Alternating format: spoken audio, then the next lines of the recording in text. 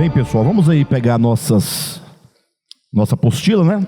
Hoje nós vamos encerrar aí, se Deus permitir, esse texto, O Espelho de Guimarães Rosa. João Guimarães Rosa, O Espelho. Antigamente, isso por volta de talvez uns 15 anos atrás, para mais, né? De 15 anos para lá, de 15 anos para trás, eu tinha um vigor muito grande e uma disposição enorme para debater. Eu era um verdadeiro, como eu posso usar uma palavra aqui, contencioso. Não é brigão, é contencioso, de contender por opiniões, né? Por opiniões, ter aquela convicção muito forte, ter aquela força de deter, né, nas mãos a verdade, e me dispunha, portanto, a transmitir isso para as pessoas, mas é muito difícil. Transmitir conhecimento é muito difícil, não é? Por isso que existe a chamada hermenêutica filosófica, que nos disciplina e nos ensina o caminho do diálogo. O diálogo é o caminho da filosofia, porque a filosofia é amor ao conhecimento, amor ao saber, o amor à sabedoria. Por isso que os antigos, eles diferenciavam o ignorante do sábio, não é? Então, entre o ignorante e o sábio estava quem? O filósofo. O filósofo não é nem o ignorante, nem o sábio. Ele é o que ama o saber. E porque ama, ele é atraído pelo saber. O saber, como um amante, atrai o filósofo para si, e logo esse filósofo está sempre em busca do saber. E, portanto, por essa definição, compreende-se claramente que a filosofia, ou aquele que cultiva um espírito filosófico próprio do homem e somente do ser humano, em relação às demais criaturas, só o homem é filósofo, né?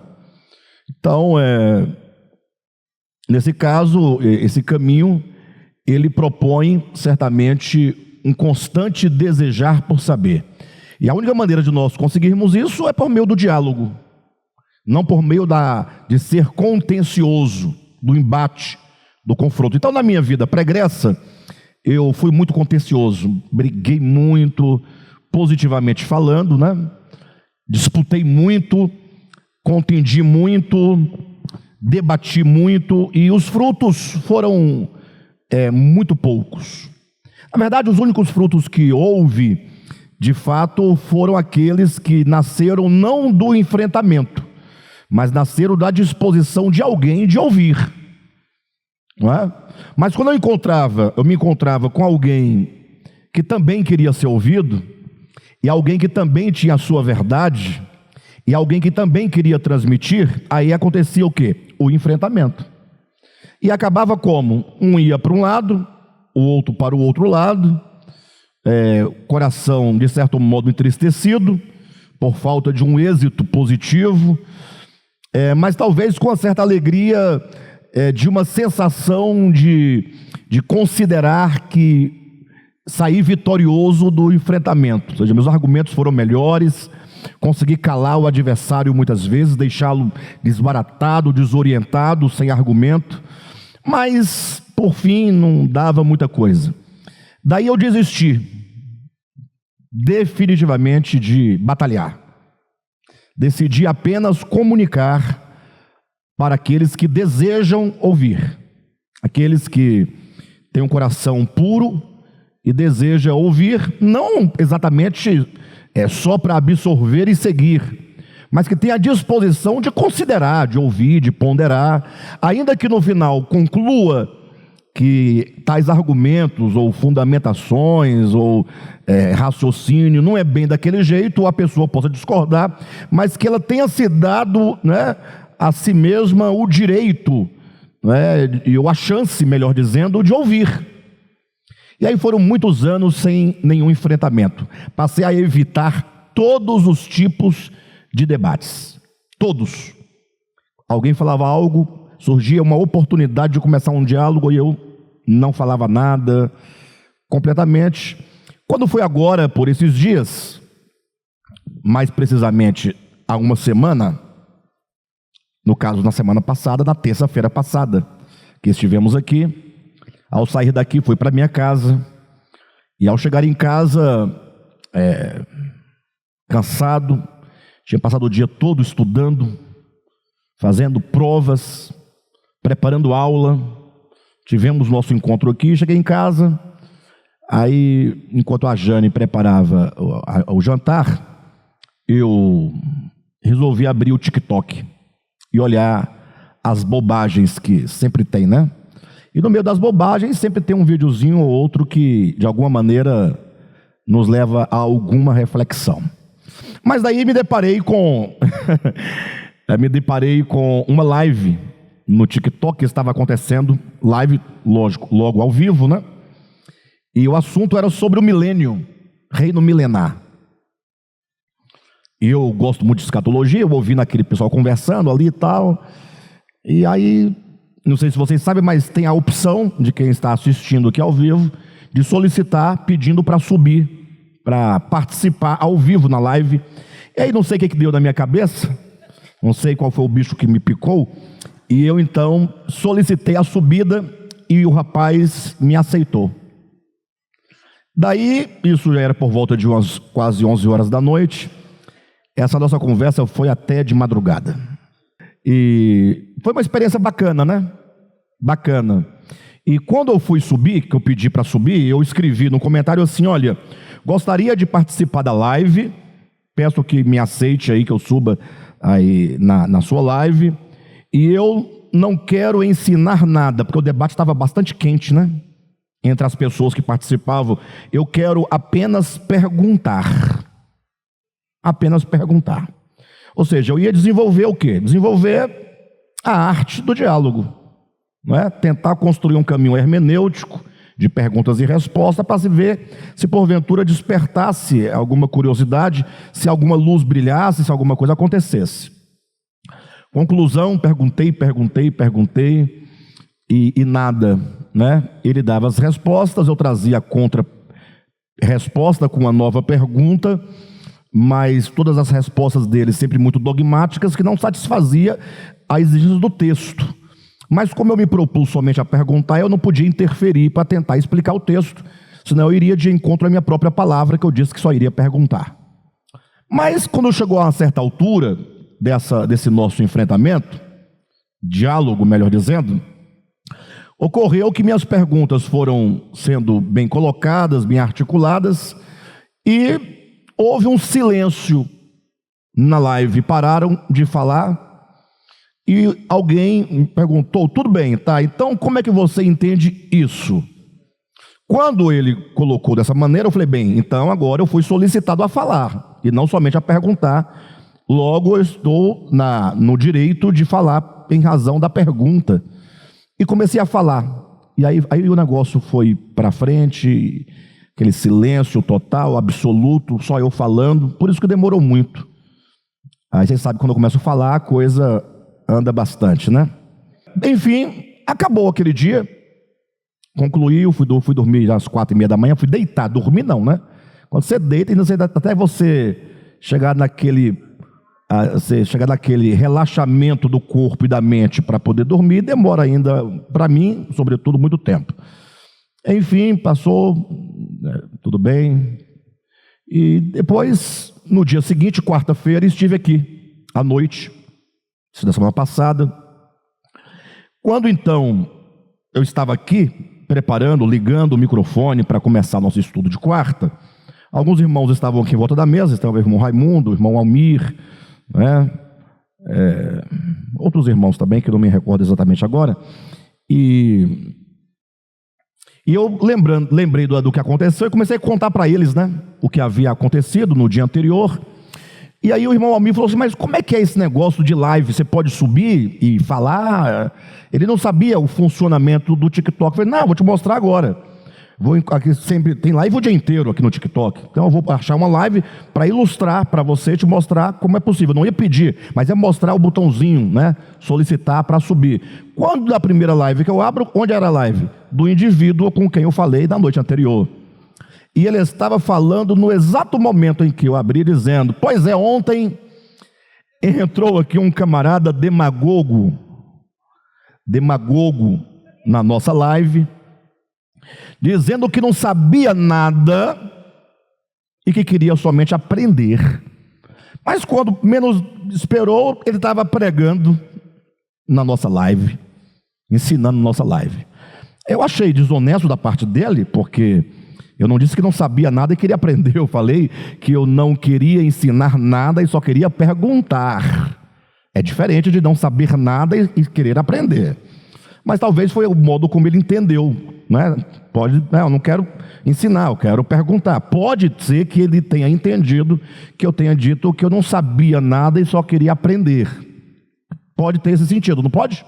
Eventualmente, não me conhece, não estamos aqui, enfim. Aí passou a semana inteira. Quando foi ontem, eu resolvi, eu vou procurar esse camarada, ver se ele está em live de novo. Até porque, como ele passou a me seguir no TikTok, e não só ele, mas várias pessoas que estavam na ocasião. Aí agora, quando eu abro o TikTok, tem a relação de pessoas que me seguem, e quando eles estão em live, fica lá piscando. E ele estava em live ontem, né? Aí eu pedi para subir.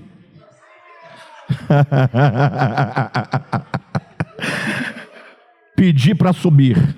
E ele aceitou imediatamente. Só que foi bem mais diferente, né? Na primeira vez eu fiz bastante perguntas.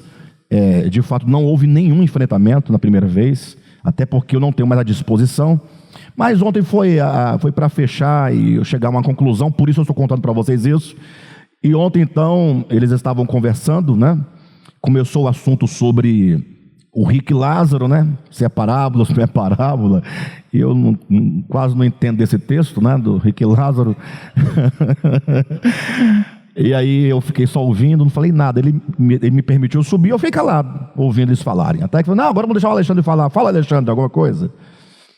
Aí eu comecei a falar algumas coisas, no sentido sempre de trazer perguntas. Não, eu não quero ensinar, eu quero tentar construir um caminho de diálogo, para ver se nesse caminho, eu perguntando, outro respondendo, ele perguntando, eu respondendo, a luz brilha em algum momento, porque ela tem que brilhar. Isso não é invenção minha, não. Isso vem desde os antigos, né? Na verdade, Sócrates praticou isso. Platão ensinou isso de maneira categórica, como o único caminho para se chegar a algum lugar de entendimento. E depois disso, todos os filósofos da antiguidade, lá para cá, vêm falando, repetindo, ampliando esse entendimento. E ontem começamos, eu sei que logo chegamos até o Apocalipse, ficamos ali no Apocalipse, e como ele não queria absolutamente aprender, o rapaz da live, ele queria apenas explicar, ensinar. Eu falei: olha, vamos fazer o seguinte, vamos parar por aqui, porque assim, olha, o que vai acontecer? Vamos ficar aqui até amanhã de manhã novamente, e nós não vamos chegar a lugar algum. Por quê? Porque você pensa o Apocalipse de um modo, você parte de uma premissa interpretativa, e eu parto de outra premissa interpretativa. Logo, não temos consenso, a não ser que nós coloquemos os nossos paradigmas à prova, a não ser que você demonstre pela Escritura que a sua leitura do Apocalipse está correta, do ponto de vista de uma chave hermenêutica que o próprio livro possa oferecer. Ou seja, ele entendia o Apocalipse, que deve ser lido em ciclos de 7, que é uma interpretação bastante antiga, não é? Que geralmente os reformadores, né, calvinistas assumem na leitura do Apocalipse, um tipo de interpretação que eu conheço. Eu digo, eu não consigo ler o Apocalipse em ciclos, porque eu não vejo esse tipo de leitura proposta no próprio Apocalipse.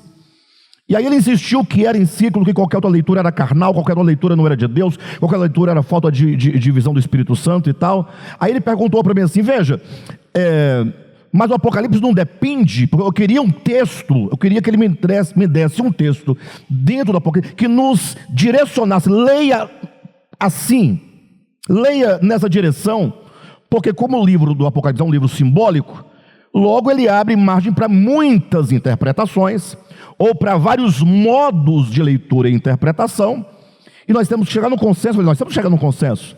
Ele diz, não, mas a Bíblia se lê, não é? Lendo e com a ajuda do Espírito Santo. Eu falei, negativo, tira o Espírito Santo dessa conversa. Aí o negócio pegou fogo, né? Porque como é que tira o Espírito Santo dessa questão? Eu falei, mas é lógico, o Espírito Santo ele pode gerar a palavra no coração. Agora, no entendimento, você tem um texto, tem gramática aqui. Aqui nós temos sintaxe, aqui nós temos morfologia, e eu nunca vi o Espírito Santo ensinar morfologia para ninguém, e nem sintaxe para ninguém. Agora, não é nem aí onde está a questão. Aí eu disse para ele, eu não duvido da sua honestidade, de que você é um servo autêntico de Deus, e que você ora, e você lê a Bíblia, e depende de Deus, e chega a essa conclusão. E eu também não duvido de que eu também sou um servo autêntico, que também oro, que também leu a Bíblia, e o Espírito Santo me leva a uma outra compreensão. Logo, o Espírito Santo fala uma revelação para você, e fala outra para mim. Então eu não coloco o Espírito Santo nesse meio, porque quando você coloca de duas uma, ou só você tem o Espírito Santo, e as pessoas que concordam com a sua interpretação, ou você não tem o Espírito Santo. Você tem que escolher.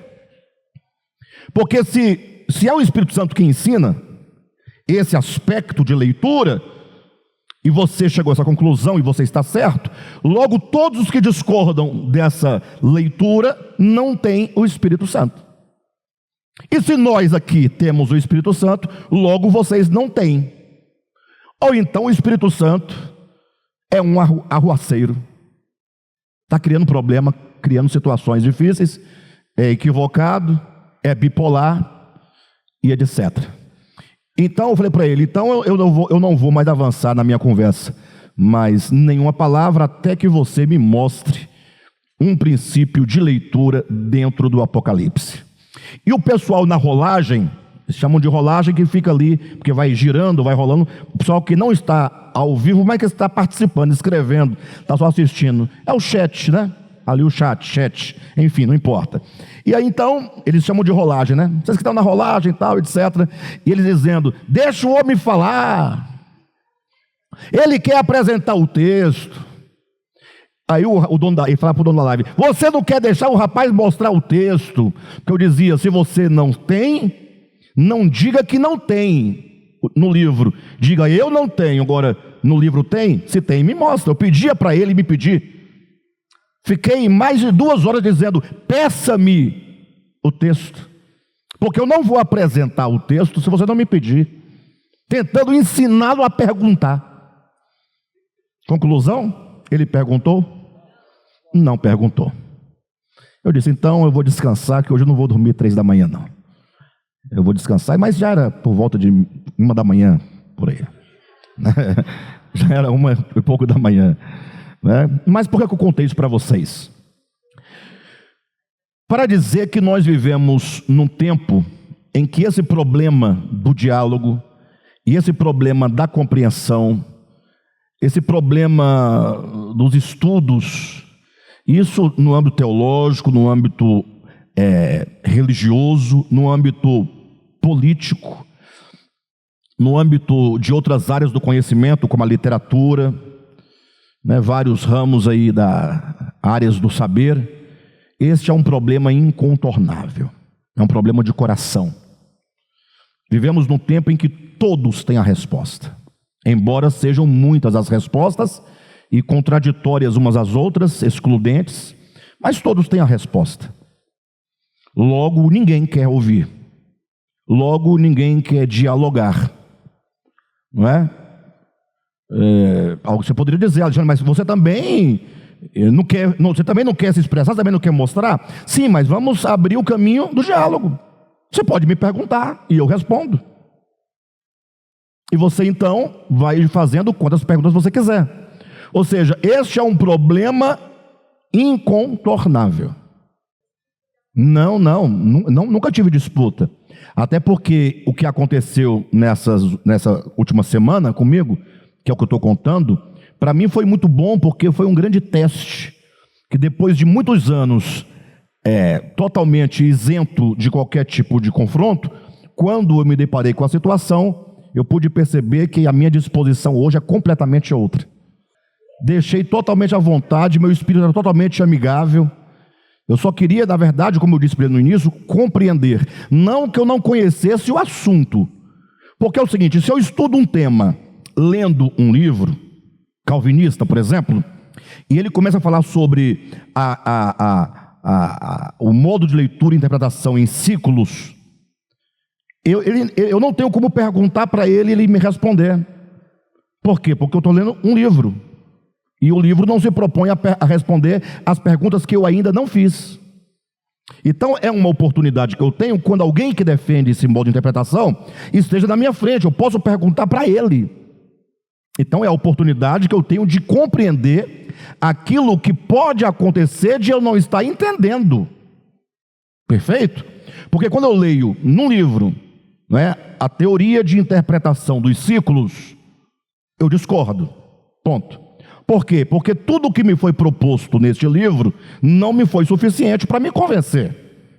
Agora, se eu estou conversando com o Rogério, e ele é da teoria dos ciclos, e ele está disposto a compartilhar, eu posso perguntar, porque eventualmente com as minhas novas perguntas, ele pode me abrir o entendimento a algum aspecto dessas interpretações que eu não tenha visto antes. Isso pode mudar meu ponto de pensar, obviamente. Ou seja, aí a última coisa que eu coloquei foi, de 0 a 10, qual é a chance de você estar errado? Ele não sabia responder e ficava, não, o Apocalipse está 100% certo. Eu falei, não é o Apocalipse que está certo, é você, a sua interpretação, o seu entendimento. Qual a chance de você estar errado de 0 a 10? Aí o outro sorria, dava gargalhada e dizia, 10. Eu estar errado é 10. O outro reconhecia. Não, e não é feio. Ele quer dizer, ora, quem é o dono da verdade, né? Ou seja, a chance de eu estar errado é 10. Mas você não tem convicção? Tenho, mas nós estamos num debate. Será que não tem ninguém para dizer alguma coisa que eu não saiba? Será que não pode acontecer eventualmente no percurso desse caminho dialético de surgir algo que lance por terra todas as minhas convicções? Essa história que eu contei foi para dizer para vocês que vivemos um problema incontornável. Logo fiquei pensando de ontem para hoje qual é a saída. Qual é a saída para nós? Não é? Bem, eu já desisti, já entendi que eu não devo subir nessas lives porque é um tempo perdido. Não tem resultado. Não tem. As pessoas estão lá, a maioria talvez, alguns querendo ganhar dinheiro porque a conta fica girando toda hora, né? Muita gente. E outros querem ensinar, mas não tem disposição de ouvir, não conhecem o caminho hermenêutico, portanto, é perder tempo. Não tem fruto, não tem resultado. Não é? De todo modo, eu fiquei pensando onde está a saída. E a saída está exatamente naquilo que eu disse domingo, do ponto de vista espiritual. Hoje, na aula de leitura, vou falar a mesma coisa do ponto de vista humano. Domingo eu dizia que a saída é o amor à verdade. Hoje eu digo o amor ao saber, amor à sabedoria, filosofia. O caminho da filosofia é você buscar o entendimento. Se você não amar o saber, você será um dogmático. E quando você se cansar do dogmatismo, porque o dogmatismo cansa, você se torna então um cético. Então tem essas duas categorias, o dogmático, que é aquele que acredita sem verificação, e o cético que diz que não há resposta para aquilo que nós queremos saber, logo eu não acredito. Aí você então fica nesses dois extremos. Então o melhor caminho é o caminho do amor à sabedoria.